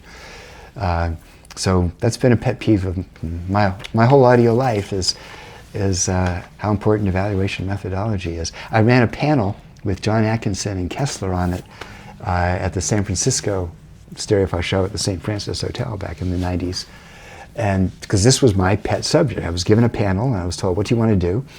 And so I invited John and Ken, and my subject was, how does a reviewer come to have an opinion that they think is worthwhile enough that other people could learn from it? And it's funny, Ken and John are both professional reviewers, but they kept, in my mind, ducking the question. It's kind of a scary question. And I was looking for some of these acknowledgments of maybe because they also do what I do, which is every time I get a first impression, I take every bias that I know might have influenced me and turn it upside down. So if I played it second, I'm going to play it first. Because if you hear the same piece of music twice with no change, but somebody expects you to have made a change, they're going to think it sounds better the second time. Because the second time, subconsciously, incrementally, you noticed, even if you've heard it 1,000 times before, something you didn't notice the first time. And we take that as a vector of improvement. But then you go back and you say, oh, no, it's not. So you need an A-B-A-B. And I do think that the most valuable evaluation, one of the two most valuable evaluations, is relatively short-term, going back and playing the music again for about a minute. Living with a product is another form of evolution, because we carry so many biases with us, which are a combination of genetic and mostly learned nature, that even as hard as I work to try to, in the moment, have a worthwhile opinion or an actionable opinion, and this is much easier in the cable world, where you can do a bypass and you can actually reference the truth. You add a cable, you take it away. You can't do that really in the digital world, but you can do it with analog. There's cable inside the speaker, there's some form of circuit trace or cable inside of the amplifier. There's always multiple links. The weak link thing is silly. It's accumulation of sins. There's no weak link in hi-fi in that sense, in the sense of a chain. You can change anything, and if you do less damage, the sound is better. You do more damage, the sound is worse, no matter what link in the system you did that chain to. So for chain is only as strong as the weakest link is an absolute truth for a chain. It's an absolute lie when applied to a hi-fi. It's like being partially pregnant. It's impossible. It doesn't work that way. So I'm in a business where with power and cable, they're never perfect, but they get close enough to neutral that a bypass is the most informative way of understanding a product. What did it do to change the sound? And I work to try to minimize that. Amplifiers, speakers are, especially speakers, rooms, my God, they're also colored. So living with a product, there are some products that I've thought had distortions I could never get used to, but the brain learns. Like you move to a new house and your first reaction might be, I can't live here, this room's no good. And sometimes it is no good. But usually after a couple of weeks, you've acclimated and the brain copes with the eccentricities. That which does not change, our brain suppresses in order to see that which is changing, because evolutionary pressure is we care about what's changing, not what's constant. I mean, all animals, we're not special. So the room becomes a constant, and within limits, you accept it. And I have sometimes been surprised at a product that I didn't think was quite so good, but then it just keeps giving me predictable pleasure, even though it had half as big an image as something else had that was more exciting. We talked a touch about that today with integrated amplifiers. Other times, that which fatigued me and made me just get disgusted with the gear, I didn't notice because I had too much of a positive attitude of wanting to love it in the earlier evaluation process, and then when I actually go to live with it, turns out to have an unforgivable bit of what I, in this case the amp I'm thinking of, had like a tension, but like a constant, but because it is a constant, it's absolutely unacceptable for me as something to live with, which is why my highest praise, that line I've been using sometimes in the golden year advertising, of voice you can live with. I had my marketing manager at the time saying that's much too modest, and I'm saying, well, I'm sorry, to me and to some percentage of other people, that's the highest accolade there is that the voice of the speaker is not getting in between me and the music. That's the best explanation of A/B testing I've ever heard, that I can actually understand and really, really broken down. You listen to music as you fall asleep, and if so, why? Is there a particular reason for it? It's just that's what you enjoy doing at the end of the day. Well, there is an ingredient there that is crucial to that, because when I'm alone, because I have now made going, well, I listen to music, I remember in college. In fact, Hunter brought up that we might go and see a Beautiful Noise, which is Neil Diamond. And I remember playing Hot August Nights to fall asleep to, as a college my sophomore, a long time ago. So playing music while I went to sleep was actually a pretty natural thing for me. In my youth, it was an earbud or the radio, transistor radio under the pillow illegally, at home listening to Murray the K on 1010 Winds. Wow. Back when it was, Music. the best rock station in New Wow. York. And later on, WNEW, or BCN in Boston, or that, those progressive early stations. That had been eliminated from my life, and meeting Hannah 17 years ago brought back music in the bedroom. And so my more casual comment is we listen every night before we go to sleep, and we listen every night while we go to sleep. So yes, being able to hold somebody while going to sleep, and having Chip Taylor, whose voice is like a constant lullaby. He's most famous for Wild Thing, which for the Trogs is not maybe the best going to sleep music, and also by him. He and Kerry Rodriguez do a wonderful rendition of that. Angel of the Morning is a little easier. That's his other most famous work. He was an incredibly successful writer in the Brill Building here on Broadway. Turned out an astonishing number of hits, mostly for country artists. Then he retired. Then he became a professional horse racing gambler. Made a killing, and then retired from that. Went back to performing the music he loves and creates. And I see him in small venues like the Laundry Room, I think it was called, the Laundry, and Joe's Pub, and the Loft at City Winery, those kinds of places. And just he and his wife, they're just great people, and I love them. So that, and maybe I mentioned my Lady Gardot, or sometimes it's the quietest of Passengers albums, which would be the Sometimes It's Something and Sometimes It's Nothing at All album, is all of a kind of a low key, you can fall asleep to it. So it's my highest compliment in some ways to say it's music I want to fall asleep with, because like it's a place I want to be. I used to just play like 4 songs and make sure the music would end. Now I'm more likely to start and play the whole album and lose a little sleep in the process, maybe. But it feels too good to have that pleasure of, that complete pleasure of a couple loving each other and bathing in what it means to listen to music you like. And the bed is, in many ways, the finest place to do that. You're sensually, you're open, you're emotionally vulnerable. Music coming from your feet, you lose a little acuity because our perceptual system is optimized in the horizontal. But losing acuity, this is what I said about the challenge in hi-fi, the frontier, is less information and noise, not more. So maybe I lose a little information. We also lose awareness of some of the flaws at the same time.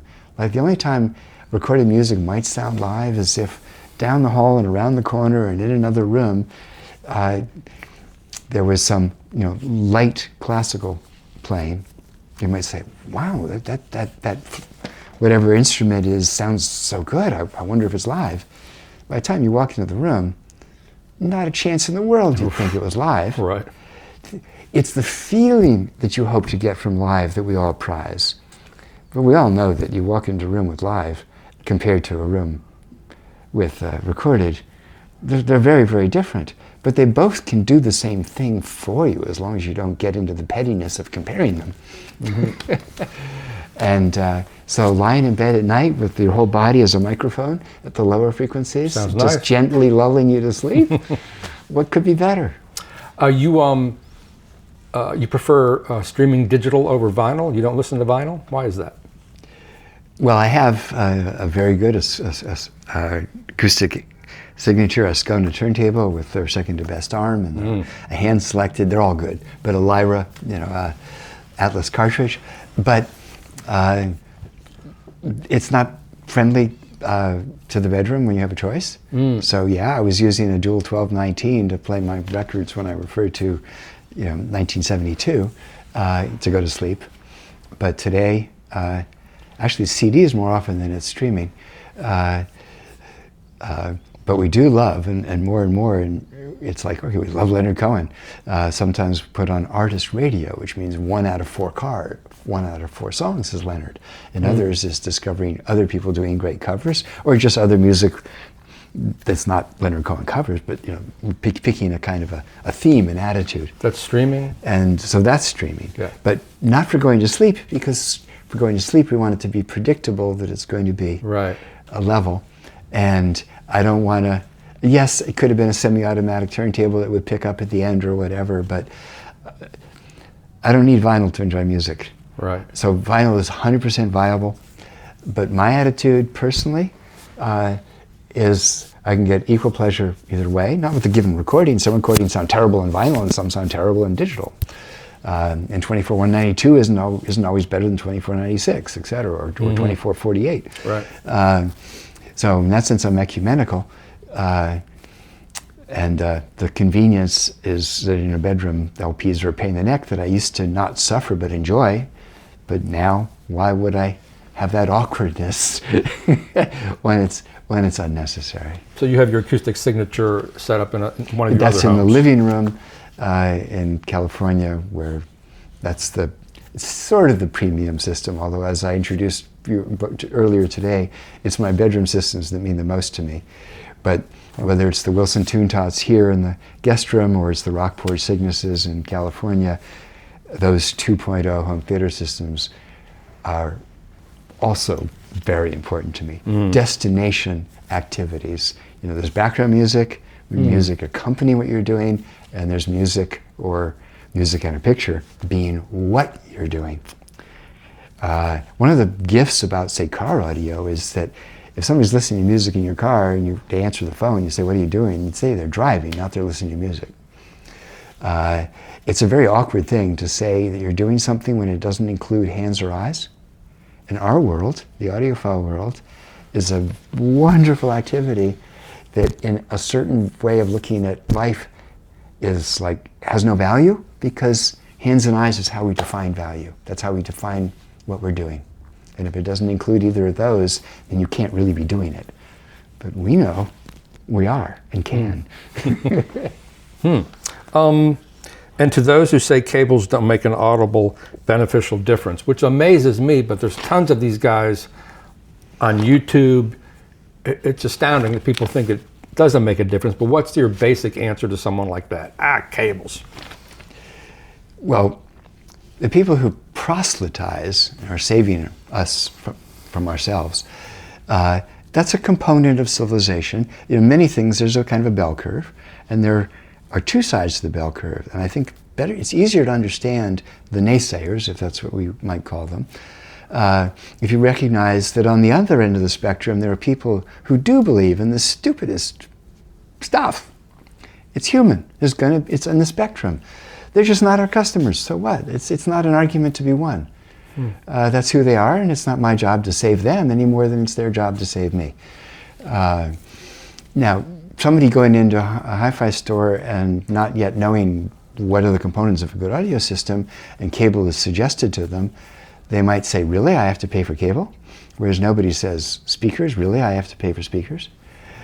But they can use cable from the hardware store or free cable and have a system that's better than they ever had in their life before, and love it to death for the rest of their life. I got into the cable business primarily for leverage. Possibly it was sort of opportunity. It was a new category, and it was, in a sense, sort of a time in the hi-fi business where the borders were being pushed. But fundamentally, I'm in the hi-fi business because I'm a New England cheapskate, which is sort of like honorary Dutch-Scotch Yankee leverage. It used to be for $1 a foot, you could make a difference, and you still can make a difference for $1 a foot in a speaker cable. There's nothing else you can do in a system for $50 or $100 that makes the difference the cable makes. And what I call the AudioQuest value test, that might include a $27,000 pair of Dragon speaker cable when it's CH and solution and other expensive gear all around you. Those cables are often make more difference per dollar than changing the DAC or the amp. So it's not like I think cable is the most important part of the system. It's just an important part of the system that generally has more leverage per dollar. But the people who don't want to know They're not bad people. They're not evil. I don't need to save them or argue with them. And when somebody, the discussion of cable or amplifier or speaker, the sales part of the process is like, why should it sound good? And that's actually kind of a silly conversation. It should be the empirical experience of listening to something, and then if somebody's curious, saying, why does it sound so good? You wouldn't have the same question for me about Robin Hood or something if I'm telling you ahead of time why it should sound better than what you used before. That's like a, well, maybe, maybe not. It doesn't gain any value until it's attached to a personal experience and says like, wow, that really does sound good, how come? Or gee, why was that one so bad? Either way, there's an experience that provokes your question, and you hope you can learn something from it to then transport that information into, on the frontier and make you have an easier time finding a good hi-fi. But success in hi-fi is in the relationship, not in the fidelity. A higher resolution system does not get you higher on music. More dynamics, all the things we prize. Less outright irritation.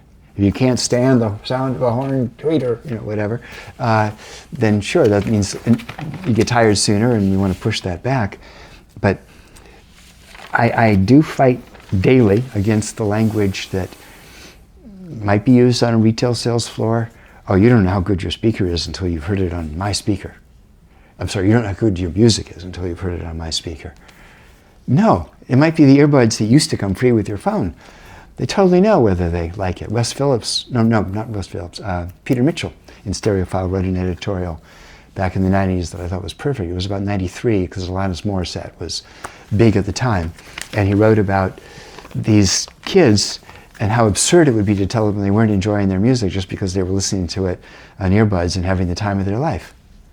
It is absurd. Right. What good hi-fi does is it does not get you higher on music. That's in here, and you have it or you don't. And I described earlier today my $129 Bose Flex that Honda and I set up in the bedroom wherever we travel. Takes us to the same place that my $200,000 system takes us. The question is the predictability, the availability, and accessibility of flying versus being on the ground. When we look at a line of amplifiers or a line of my cables or whatever, you say, well, one is better, one's not as good, they're steps on a ladder. But the human experience is much more binary. You're walking or you're flying. You're not half flying. You flow as one, that state of being with the music that we all prize so much, that quality we're trying to describe when we say we stayed up till 4 o'clock in the morning rediscovering our music collection because everything just sounded so good. It didn't sound better than it did before. We've just now given ourselves permission to go and have the same fun we had 2 years earlier with some other amplifier change. Mm-hmm. We're not getting higher. We're constantly having mountaintops, but the mountaintops aren't comparable. When we say something is the best I've ever heard, well, that might be true once in a while. Most of the time it just means I'm having the time of my life. I'm on the top of the mountain. And you don't compare those mountains because they're not comparable. You're as high as you can get. You're as naked and vulnerable in the face of the music as you can get. That doesn't require a good hi-fi to do that. But the good hi-fi, you give yourself permission to do it more often. It does it for longer because it's not fatiguing. There's a feedback loop. So I think it's dead wrong to say that the value in our business is hearing something you couldn't hear otherwise. It's that, no, it's an experience that we want and have a hard time because now we're mature. Up till about age 25, there's no cliff, but brain chemistry is different. We're immature and we're more likely to be, we're more vulnerable. And so our primary audio experiences usually come before 25. And in some ways, we spend the rest of our lives just wanting to relive that same pleasure where we used to be so naked and vulnerable and had the time. And it's harder and harder as you mature and have more competition for your time. That's a very high value. We don't need to pretend it's something it isn't when that value alone is more than enough. Beautiful. Well, Bill, you've accomplished so much in your life, and you've given your customers who enjoy your cable so much pleasure. I can cite that as I have a couple of your Mythical Creatures cables, and it's like having a whole new component in the system as to the effect it has on me. So do you have are there particular dreams or goals unfulfilled yet in your life that you want to realize? Being a bit philosophical, but also realistic about me, there's never been any place I've been trying to get, although I do recall over the years wishing I could have a place in New York, and here you are. So yeah, quite a place here in New York. I worked to make this happen, but no, to me, it's more life is local. It's every day, and having some ephemeral sense of progress. What is that? But just that in my life, there's a vector sense of forward, and I don't know where it will take me, but the next step is one I anticipate to be productive. Where will 1,000 steps take me? Yes, I worry about that some, but it's a blend over the long picture and the short. How fast, and I want to have a sense of up. What is up? What defines it? I don't know, but it's part of that progress. And does it have to be, a hockey stick thing where it has to be more change faster? No, it's just a sense of place in the world that I'm comfortable, that I'm moving forward and making some kind of progress, which doesn't show every day, but I have it in my heart, in my feeling every day, and that makes me comfortable where I am every day. But stasis, like where do you want to be so you can arrive and stop? That's death. We don't have enough room for any more art on these walls. Hana, being comparatively new to having the ability to share art and buy art, you'll say, well, don't even look at anything because we don't have any room. And I'm saying, well, I'm going to look, and I might or might not find anything that compels me so much that I want to make a trade and take something down and put that up. It's just a might, but I'm not going to close it off, because my life, I believe in the curated, or the examined is a more common language, the curated life. We all live it on whatever level is appropriate for us. But if I just stopped and said, oh, no, I don't have room to ever buy another piece of art in my life, that's death to me. So I'm delighted with what I'm doing. People have often asked, and the cable side, to be more particular about it, what's next? Basically, my answer is, if I knew, I would have already done it. But for the 44 years of AudioQuest and the 50 plus years of my being in the audio business, there have always been things that came up to me, either because I just noticed them or thought about them in the shower and got them patented or whatever it is. They weren't part of a plan. It's just if your eyes are open and your ears are open, I figure a majority of all the things that I might learn from, I'm not aware of. I miss them. But I think I'm more aware than average. But we all miss most of what's around us. We're lucky if we can notice a few of these things. There's that and there's that. And is there a correlation? And I can do something about it, whether it's just what to eat or where to shop or what to wear, or it's designing a new cable. So the technologies that are already in play in some of the AudioQuest cables still have a few places to play out, like subwoofer cables will include the RF&D, the radio frequency noise dissipation that's in the base cables of our speaker cables and in the power cables. That's no good for full range. It's too good a filter. But our subwoofer interconnects will go all the way up to Dragon, where now they stop, because there's a particular technology that can't be used for full range cable, but that is a wonderful advantage when used for the subwoofer cable, and not because it makes the subwoofer sound better.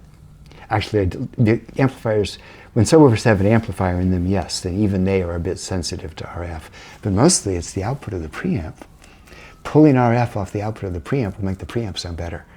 So when we're selling cables next year that have this technology in the subwoofer cable, it's not because the base signal will necessarily be better preserved, but because the cable's a gigantic antenna, and instead of dumping RF into the output of the preamp, it actually is a sink that pulls RF off the output of the.